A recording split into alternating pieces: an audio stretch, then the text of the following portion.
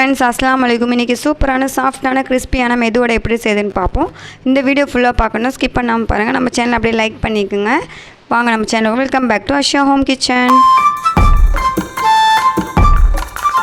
இப்போ நான் 1/4 கிலோ உளுந்து எடுத்து வச்சுருக்கேன். ஊற வச்சு ஒரு 1/2 hour ஊறினா போதும். வெள்ளை உளுந்து சீக்கிரம் ஊறிடும். 1/2 hour ஊறி வாஷ் பண்ணி எடுத்து வச்சுருக்கேன். அதேமாதிரி கிரைண்டரும் நம்ம வாஷ் பண்ணி இப்போ இந்த உளுந்தை நம்ம அதில் போட்டு அரைப்போம். இப்போ தண்ணியை சேர்க்கக்கூடாது. அப்படி தண்ணி சேர்க்கணுன்னா ரொம்ப தண்ணி இல்லைனா, ஏன்னா இப்போ உளுந்தில் கொஞ்சம் தண்ணி இருக்குது. ஒரு half கிளாஸ்க்கு அதிகமாக நீங்கள் சேர்த்திங்கன்னா அப்புறம் ரொம்ப தண்ணியாக ஆகிடும். அப்புறம் எண்ணெய் இழுக்கும். அதனால் இதை மாதிரி தண்ணி சேர்க்காமல் அரைங்க. தண்ணி சேர்க்காமல் அரைச்சா ஹார்டாக ஆகும்னு பயப்படவே தேவையில்லை. தண்ணி சேர்க்காமல் இருந்தால் ஹார்டே ஆகாது. ஒரு 1/4 கிளாஸு ஒரு 50 ml தண்ணி போட்டாலே போதும். 1/4 கிலோவுக்கு அதிகமாக தேவையில்லை.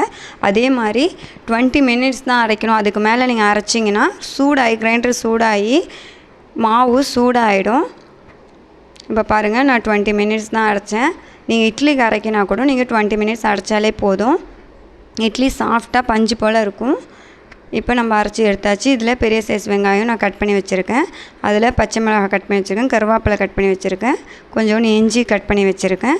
அது கூட மிளகு கொஞ்சம் சேர்த்துக்கணும்.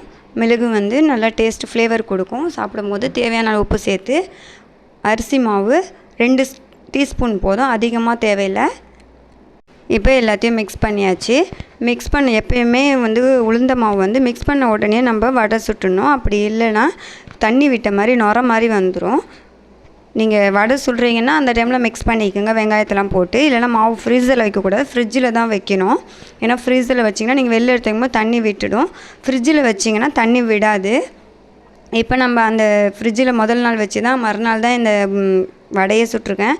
எப்படி இருக்குன்னு பாருங்கள். அதை மாதிரி தட்டி போட்டு நம்ம வடை சுட்டி எடுத்துருவோம் 1 by 1. இப்போ பாருங்கள், நம்மளுடைய சூப்பரான டேஸ்டான கிறிஸ்பியான வடை ரெடி ஆகிடுச்சு.